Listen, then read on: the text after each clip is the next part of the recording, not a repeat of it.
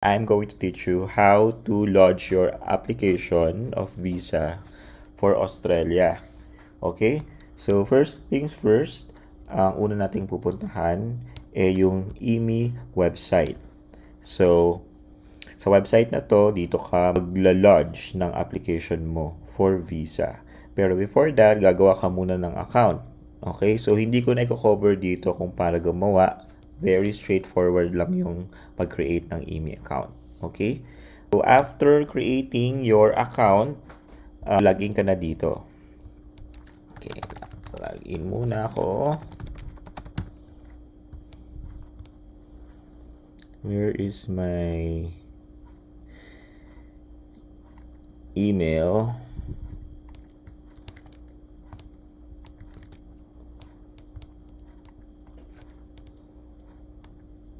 Okay, so upon logging in, makikita mo dito yung landing page. Okay, so scroll it down. Sa akin kasi nakapag-apply na ako, that's why meron na akong record dito. Pero, I'll show you how to apply. Siyempre, click continue. Okay, so ito yung application ko this year. So, let's say new application. Okay, from here, since tourist visa tayo, pipiliin lang natin tong visitor. Tapos itong visitor visa 600. Okay, e-lodgement. So nandito yung mga information. Okay. So basically, babasahin mo 'yan. And then just click on I have read and agree. Granting na nabasa mo na 'yan. So just click next.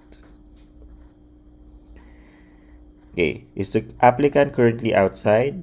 No. And then length of further stay. So dito, yung pinakamababa ang pinili ko. End date. Ikaw bahala kung anong gusto mong end date. For example, lilagay mo is December. Kunwari lang. Kunyari, December 31.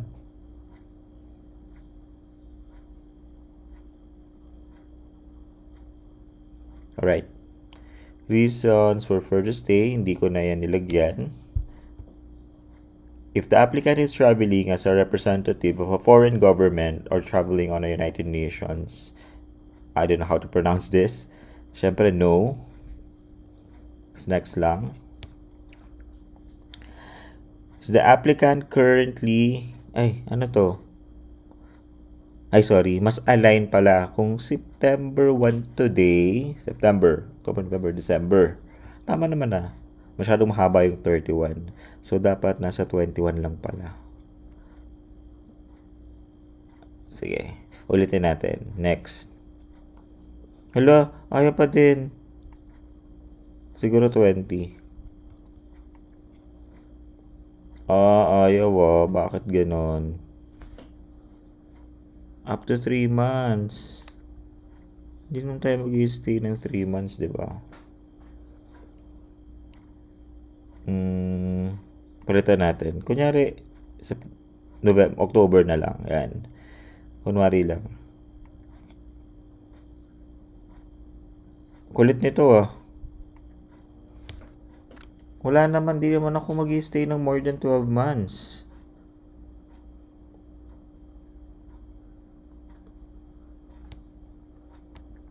Not applicable.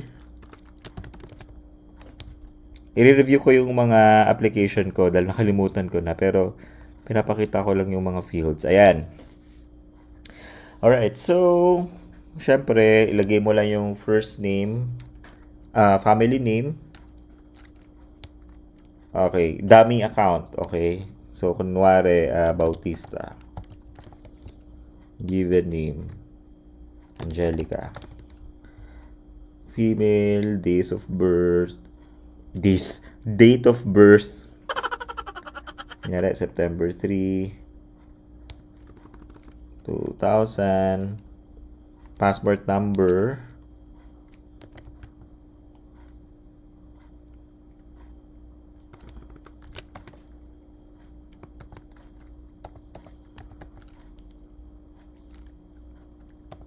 Kumari lang yan, dami lang.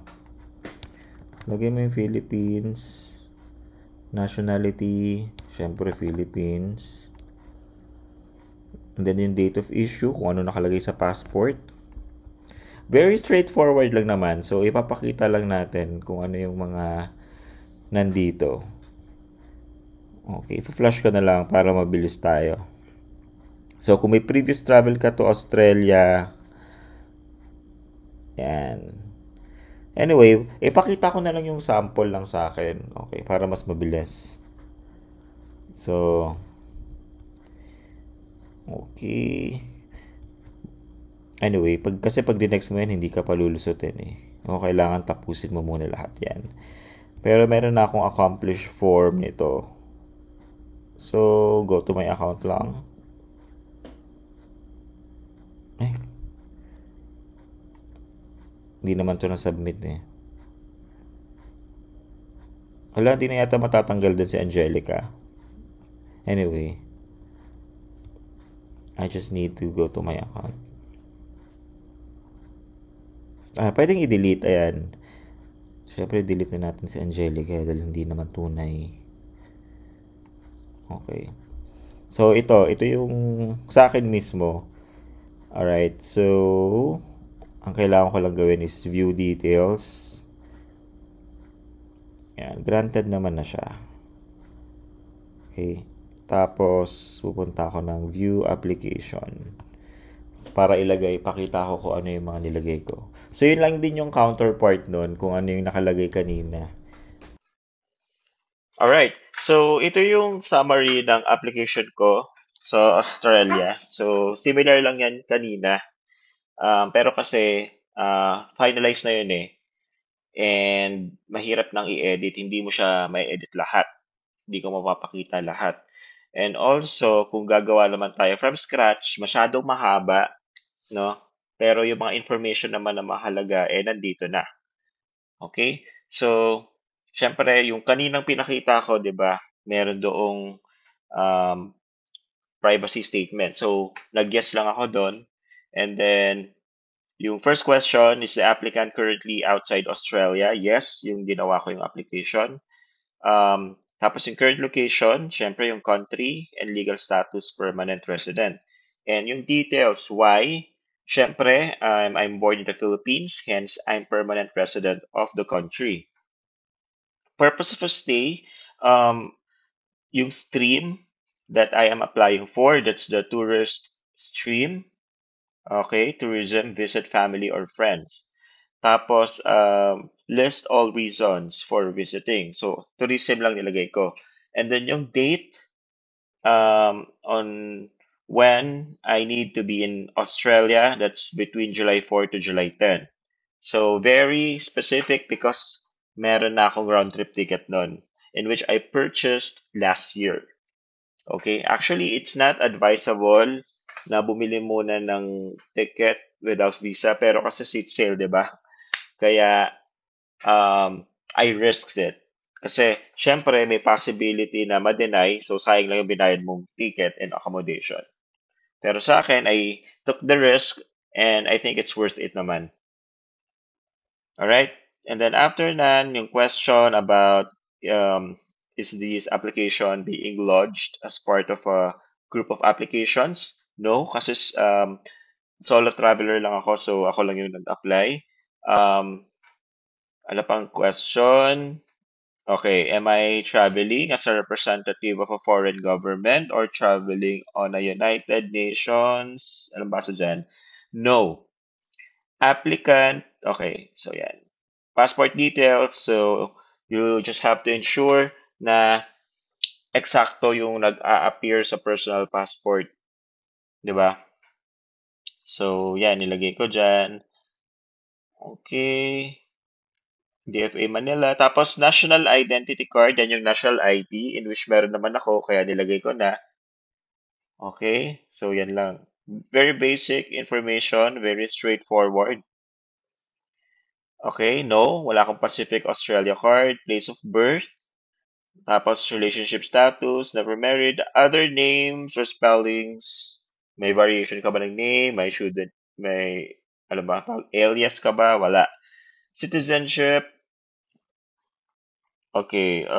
Syempre Philippines. Yes, kung ako daw ba ay citizen ng selected country of passport.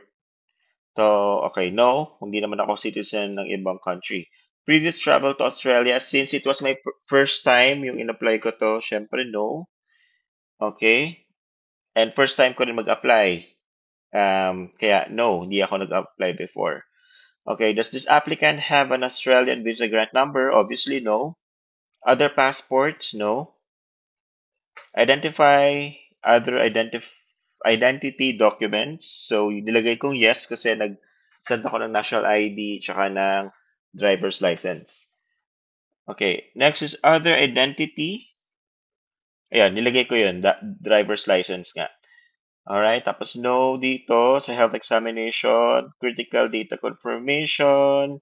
So, ensure nyo na tama to dahil kung incorrect yan, pwede kang, kahit may visa ka, hindi ka papasakayin sa aircraft going to Australia, even if meron kang visa. So, dapat ensure nyo na matchy-matchy lahat ng information. Okay, traveling companions, no. Okay, then contact details, yun yung country of residence, syempre, yan. Mobile number lang nilagay ko dyan. Postal address, yes, kung the same ba ng residential, yes. Email address, authorized recipient, no. Okay, dito email address ko, non-accompanying members of the family unit. Kung meron daw ba akong family members not traveling to Australia who are not Australian citizens or permanent residents. Yes. Okay, tapos ililist mo dito yung mga name ng mga family members. Okay, tapos just put all the details of your family members. And okay, and then for the proposed period of stay, the question is, does the applicant intend to enter Australia on more than one occasion? I just selected no. And how long does the applicant plan to stay? So yung least length of time, that's what I've chosen. So up to 3 months, and the planned arrival date, I just indicated what's on my return ticket. So nandiyan yung planned arrival date and the departure date. Right, so there's a note that if ever it's granted, the stay period may be less than the period requested. The applicant should check the grant notification letter to confirm their period of stay in Australia. Okay, send there, and then may questionnaire, may question then, kung mag-study in Australia, while in Australia, I just selected no. Relatives, friends, or contacts is no. And then the current employment details. So I just put in my employment status as employed and occupation grouping professionals, and then under organization just have to put in the name of your company and your start date with the current employer. All right, next is the organization address. So very straightforward yung mga information na tinatanong. Contact telephone numbers, none, because only email address lang available sa company. And then for the funding details, ang question is, what funds will the applicant have available to support their stay? So self-funded, salary, savings, credit card. And then for the health declarations, just put in no. Kapag nag-yes ka dyan, automatically, you have to undergo um, medical. At hindi lang sa basta-bastang clinic na gusto mo, meron silang i-recommend. And then, character declarations. So, yan. Pag nakalagay, if you answered yes to any of the declarations, they must give all the relevant details. So, sa case ko, I just put in no to all. All right, and then for the visa history, so has the applicant held or does the applicant currently hold a visa to Australia or any other country? I just put in no because from the time I was lodging this application, I have no existing visa, so I just put in no. And then has the applicant ever been in Australia or any other country? So basically na kung nagpunta na ba ako sa ibang country with visa condition, so no. Has the applicant ever had a visa or any other country refused or canceled? So no. So first time ko mag-apply ng visa, so no ang nakalagay dyan. And then other declarations, so they said that giving false or misleading information is a serious offense. So I just put in yes to all questions.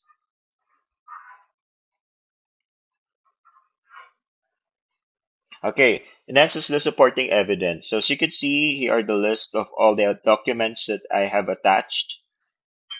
So since it is just going to be submitted electronically, um, you can basically put everything that you might think na useful sa in your application. So in my case, I just yung basic requirements such as the um, ITR or the 2316. I also included the form 54 in which I'll show you later on where you can download the form 54. Um, and then the confirmed booking and bank cert. Usually bank cert will suffice, but in my case, para hindi masayang yung bank statement, I've also attached that one, 3-month bank statement. Bank certificate, that's 6 months, kasama yung ADB doon.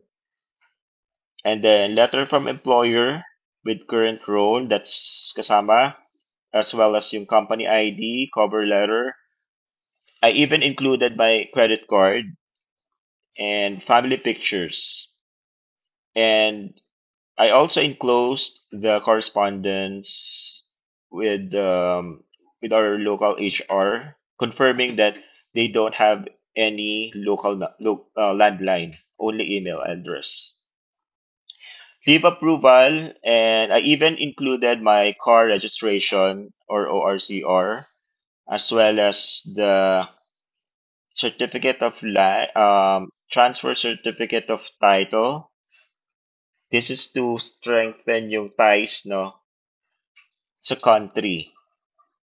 And also included passport stamps, payslip 3 months, although it, it looks redundant, pero it's okay na rin. Total, wala naman ding mag-filter ng mga ng mga forms or ng mga requirements mo. Better na ilagay mo yung mga relevant na makakatulong in your application. And also, round trip ticket. It's not really required, pero in my case kasi nakabili na ako ng ticket, so might as well include it. Itinerary and then driver's license, national ID. This one, tingnan natin kung kaya ko siyang i-edit ng information. Kunyari, update details. Ganito na pala siya. Tingnan muna natin. Hindi na siya makikita eh. Kasi na-finalize na siya. View receipt. And also nga pala, kapag sinubmit mo yan, makaka-receive ka ng email. Email wherein tawag dun?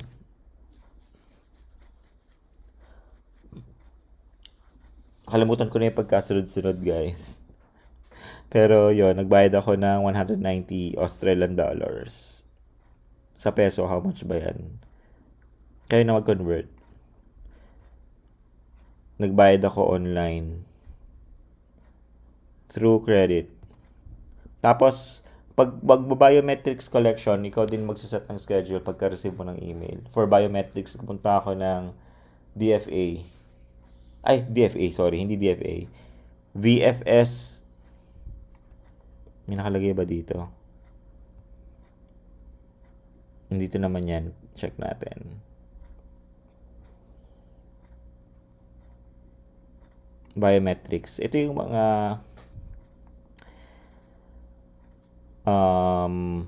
yan. Tingnan natin. Ano yung mga i-collect nila? Yung face, your fingerprint.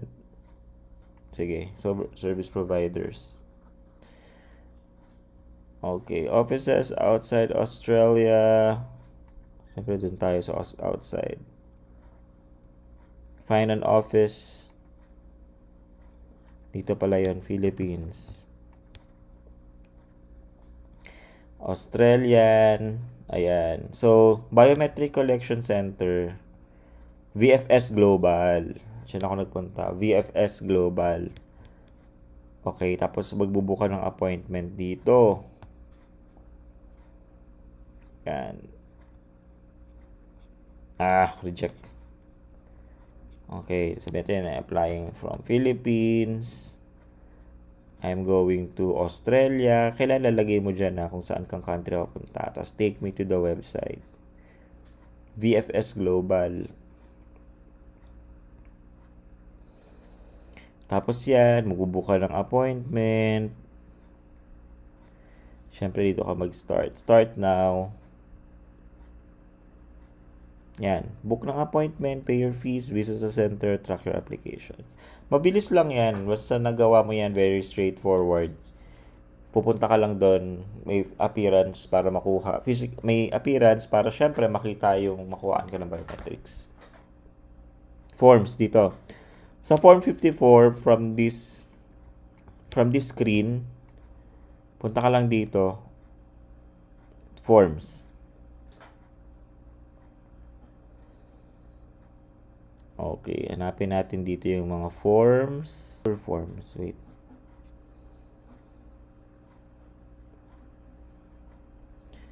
Okay, paper forms. Lagyan mo lang dito. Form 54.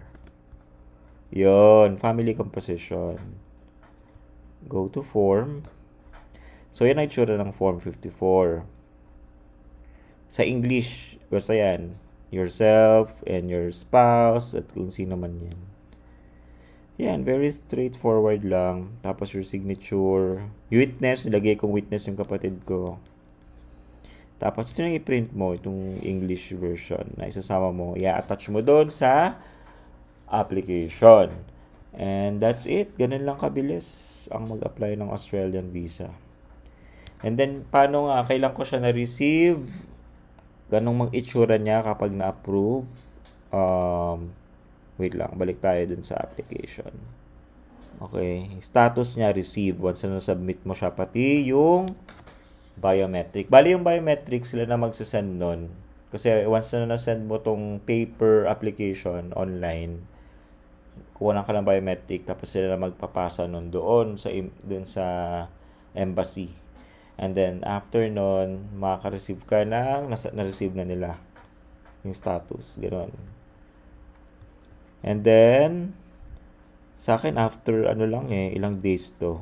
4 days, 3 days. Kasi hapon na rin ako nagpa-biometrics Kasi June, di ba? June 6. Tapos, may result na ako ng 10. Technically, 1, 2. 2 business days lang. Tanggalin mo yung satsan. Nagpasa ako ng 6, tapos 7, 8. Yes, ganoon lang kabilis. Tapos ito yung grant notification. Alright. Granted, di ba? June 10. So, yan. Multiple entries. So, kailangan ko pumunta ulit. Diyan yung grant number. Planning to go there, siguro June, Melbourne. Sana Melbourne. May or June. Siguro mga katapusan ng May or first week ng June. Mga ganun. Kailangan magka-seat sale. Okay. Kahit walang seat sale, ipupush natin. Basta masulit tong visa na to. Pupunta lang ako doon ng ganong season. Ayoko ng summer dahil mainit. Dahil Pilipinas laging mainit, kaya wag naman mainit kung pupunta. Okay? Ayun lang. So, if you have questions, let me know. Okay, thanks.